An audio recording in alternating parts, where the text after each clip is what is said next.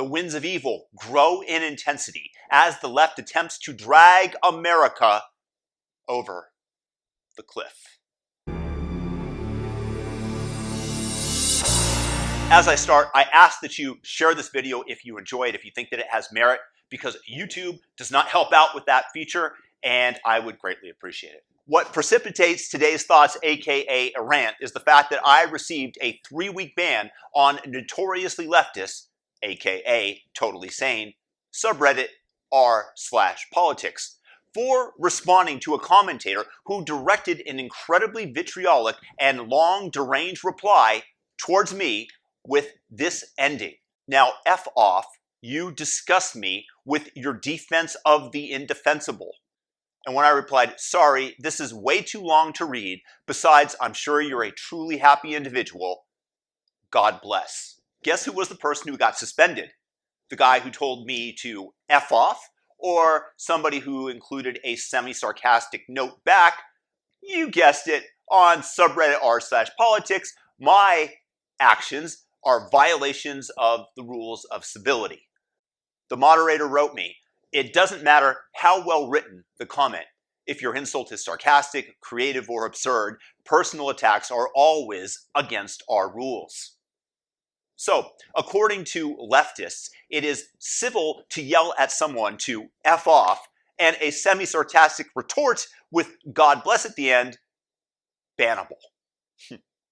This is what we have to look forward to. Angry mobs dictating that their side is correct, that they're right, and daring to stand up to their lunacy will result in penalties. It's like fascism or something. Can anyone not see the writing on the wall? The incivility is on the side of the left, and this is becoming more and more frequent as they are able to excuse their actions based on some imaginary grievance that they might have. And this happens in a variety of areas. This is definitely going to lead to a violent conflict as the left continues to push as they are. In fact, it already is, but so far, and I'll come back to this point, most of the violence is coming from one side of the aisle. You guys get to fill in which side that is. I'll give you some examples. This is just from yesterday around the nation. For example, San Francisco, a black man had the audacity to stand up for free speech. Gets his mouth punched in by anTifa, knocking out his teeth. Nothing spells tolerance like suppressing the individual rights of a man you claim to be oppressed based on his skin color by committing physical assault on him. In Maryland, Trump supporters were fired upon by a BLM supporter with a shotgun. In New Hampshire, residents received letters from terrorists. Dear neighbors, the letter reads, you have been identified by our group as being Trump supporters. How dare they? Your address has been added into our database as a target. For when we attack, should Trump not concede the election. A joy. They've got a lot to look forward to. We recommend that you check your home insurance policy and make sure that it is current and that it is adequate coverage for fire damage. That, my friends, is terrorism, pure and simple. The left are a bunch of terrorists. The loving and tolerant leftists pulled off the trifecta yesterday. They pulled off the hat trick. Such tolerance, such love they exhibit. When I look at their actions, it's as though it's coming straight from the heart of Jesus. Look, you have anTifa and rioters and thugs destroying other people's businesses, and the media is running cover for them. Politicians like Kamala Harris incite violence by calling Michael Brown of Ferguson murdered, even though the Obama Justice Department said otherwise. Kamala Harris, once again, also requests donations during the Minnesota riots so that rioters are bailed out of prison and are able to hit the streets more quickly so that they can finish the job of tearing down the city. And you want this witch in power?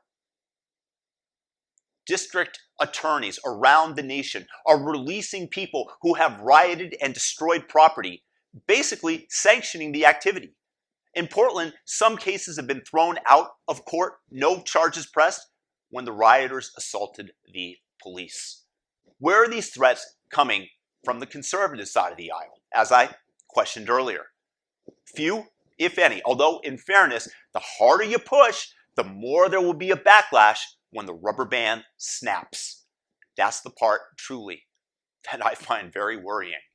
Look, Antifa, they've already killed people. They've openly stated that they plan to commit acts of terrorism. They are threatening people. They tried to burn down federal courthouses. They make life untenable and unlivable and raise insurance premiums for every single person in the United States. They are flat out telling you their desires and their dreams to tear down a working system and to be able to replace it with the Chaz of Seattle, the summer of love, as Mayor Jenny Durkin of the notorious leftist city Seattle referred to it. That ended, of course, with physical violence, sexual assault, and multiple murders. What could we go wrong if done at a larger scale? The fact is that what is allowable behavior by them because they are pursuing a noble cause. If you push back with 10% of the force, you're scum and vermin and must be extinguished or banned from social media.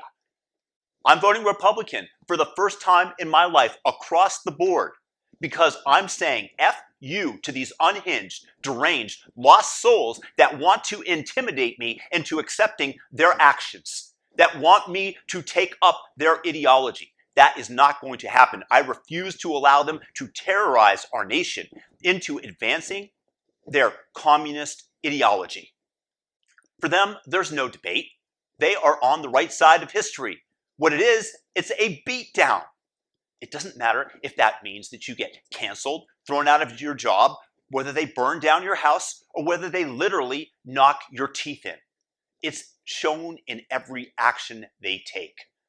The anti-fascists are the fascists.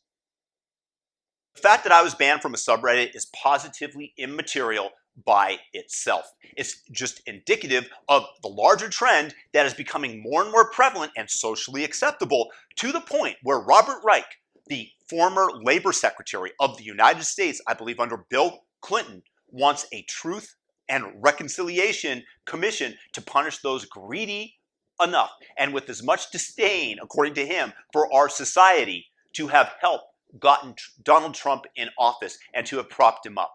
He's openly advocating for a Maoist inquisition. This is what the left desires, to punish people because you happen to have disagreed with them. This is becoming the new leftist trend, and I'm here to warn you that if we don't push back, those winds, this leftist hurricane of intolerance will push our country into chaos and into civil war. The time to push back is here and now. Look, what I'm trying to do, I'm trying to paint dots on a piece of paper. I'm allowing you guys to see the picture as it truly is. And I assume that most of you have that vision. Guys, if you like this video, please subscribe, hit the notification bell, and share it with a friend, for goodness sakes, and thumb it up on YouTube. Most of all, have a fantastic, fantastic day, and the pushback is now.